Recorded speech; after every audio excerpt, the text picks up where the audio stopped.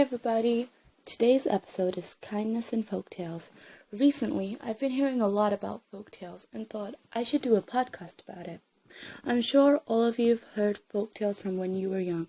I remember my favorite one was Cinderella. The concept of mice turning into men and pumpkins into carriages was so fascinating. Wanting to know more, I researched one from my culture, a British folktale called The Princess of Colchester. Long, long ago, way before the Knights of Camelot, there lived a king of Colchester, a queen and a beautiful baby girl. The king was strong and valiant and planted peace among his subjects at home. But suddenly, one day his queen died, leaving the 15-year-old Princess of Colchester. The princess was beautiful and was desired and loved by all. Sometime after the death of his wife, the king of Colchester heard about a woman who had a daughter the same age as the princess. Even though many of the kingdom's nobles tried and failed to persuade the king not to, he still sought out and married the ugly, hook-nosed lady for the sake of her riches.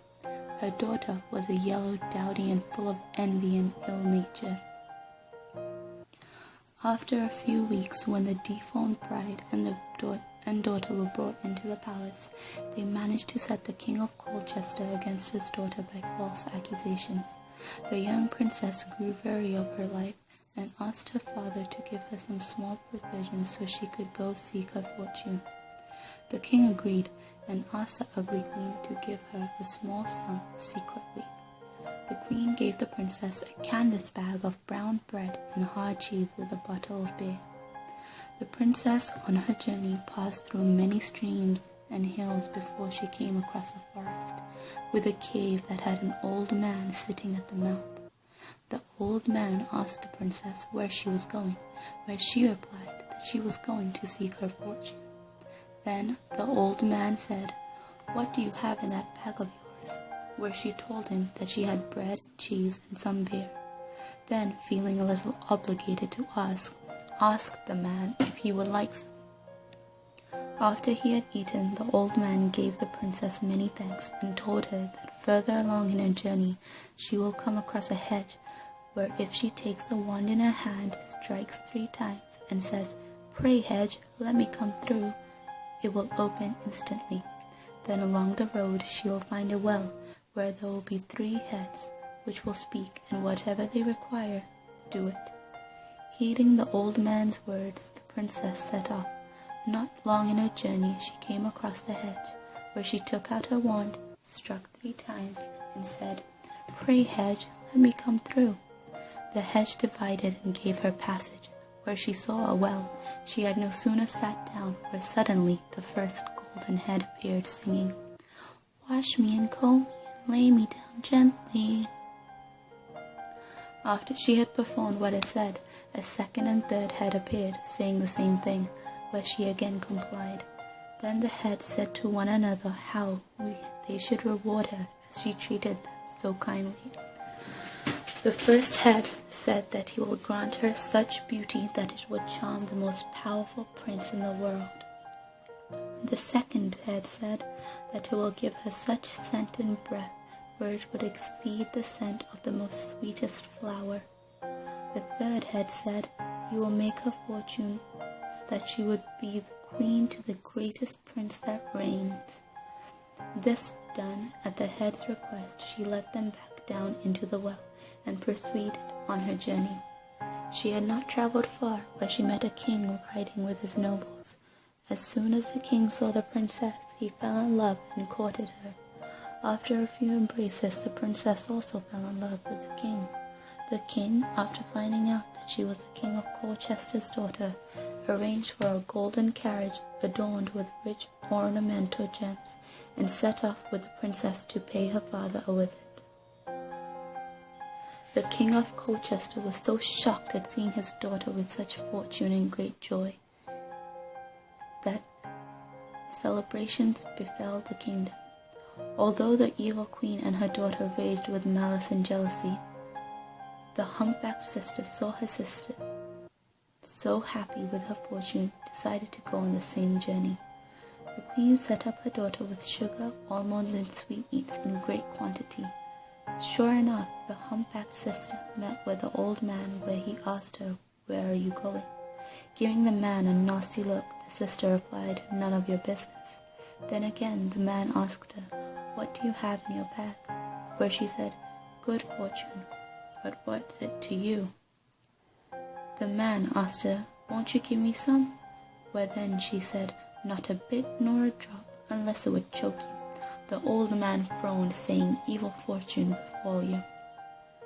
Going on, she came to the hedge, where she saw an opening, but no sooner had she reached the middle of the hedge, closed around, and thorns ran into her flesh.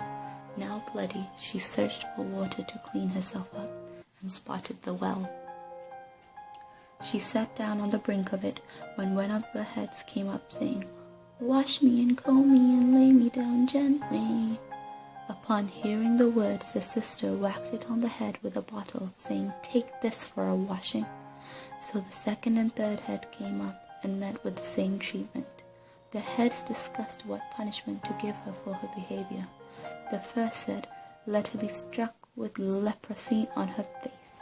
The second said, "Let an additional stink be added to her breath." And the third said, "Let a poor country cobbler be her husband."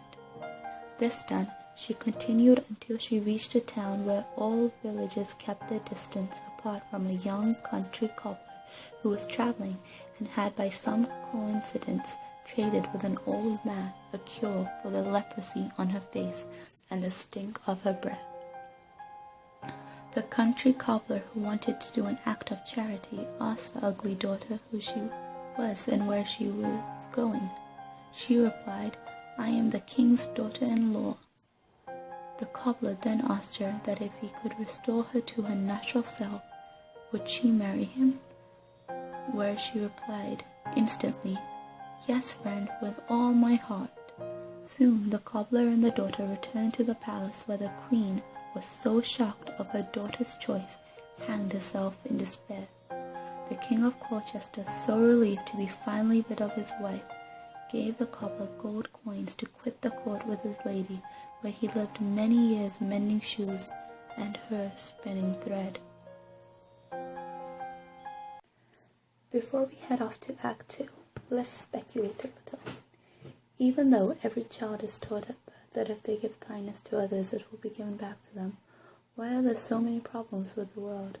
Seems to me that these folk tales with good morals and themes have been around for a long time, starting from ancient Greece. Yet there are still people like Hitler and Vlad the Impaler. Guess these guys just didn't get the memo. Here's an interview with Kate about her Chinese folktale and how it also has some aspects of kindness in them.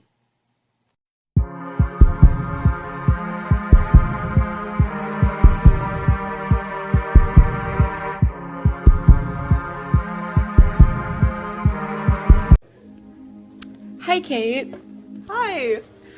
I've been hearing that you've been doing like a folktale recently. What is it about? Well, it's a Chinese folktale talking about a man who has a decision to make whether he should kill these ants or whether he shouldn't, because his family was suggesting him to do so, but in the end he decided not to, and because of what choice he chose, he got rewarded. Wow, rewarded. Yeah. By who? By the ants in his dream. Oh, okay. Does this folktale relate to you in any way, like you or anyone else around you?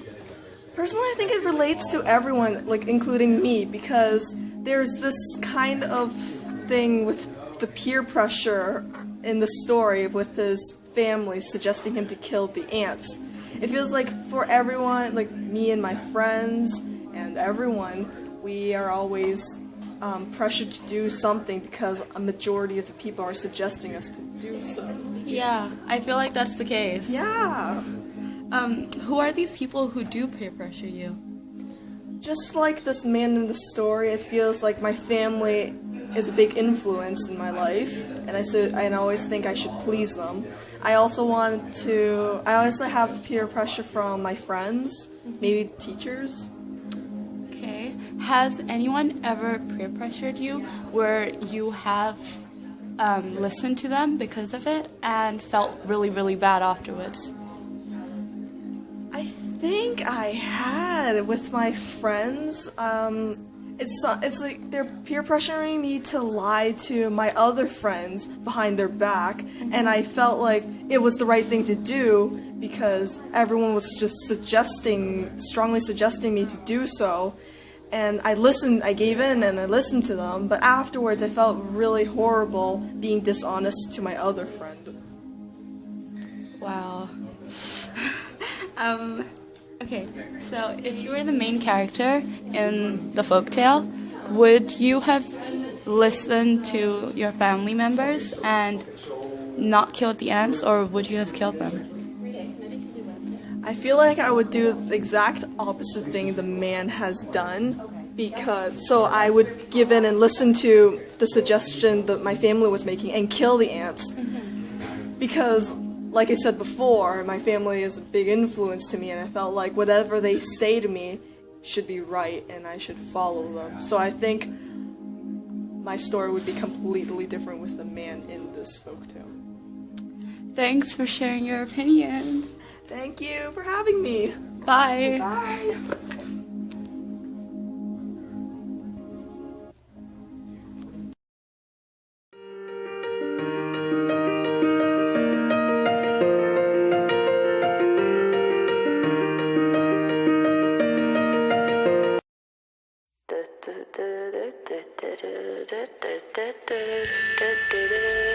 Some legends are told, some turn to dust or to gold, but you will remember me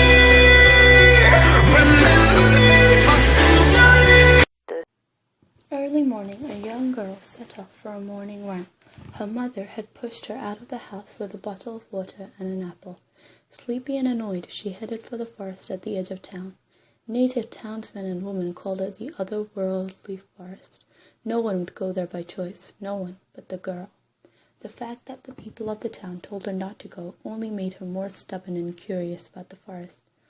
As she was walking along the familiar path of stones and fallen leaves, she saw trees and flowers, all different sizes and colors. There really was something beautiful and magical about the forest. The people who shunned it didn't know any better, she thought. Even the animals seemed different. They seemed almost intelligible, like they knew everything and probably more. A sudden sound drew her attention. It was coming from a hole in the ground no more than 5 inches wide. Wanting to find out what was making the sound, she drew closer and closer. Smack! The ground had opened up underneath her and she fell into some kind of metal floor. The room where she was shaped kind of weird. It was shaped like a hollowed-out circle. Looking up, she saw that the room had no roof. Realization dawned in her, and just in time, too.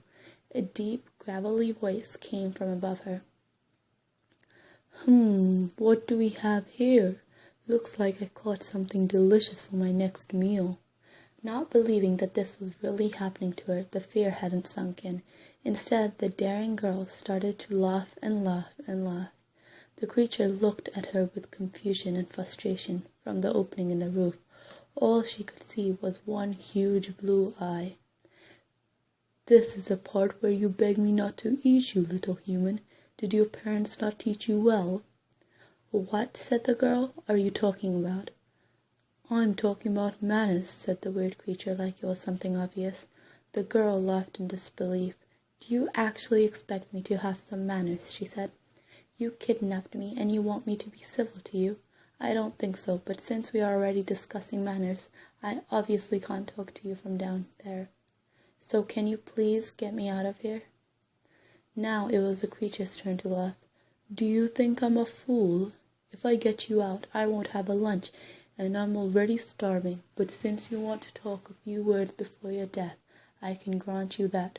I will come down to you." In a flash, the blue eye which the girl was looking at changed into a magnificent bird. It looked like an eagle, like the king of birds. Using his big, strong wings, it swooped down to where the girl was standing with an open mouth. "Is this better now, human?" the eagle-type creature thingy said. "Much," the girl replied.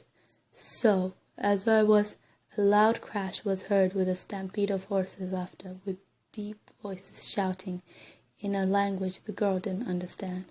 The creature suddenly paled, cut off from what he was going to say.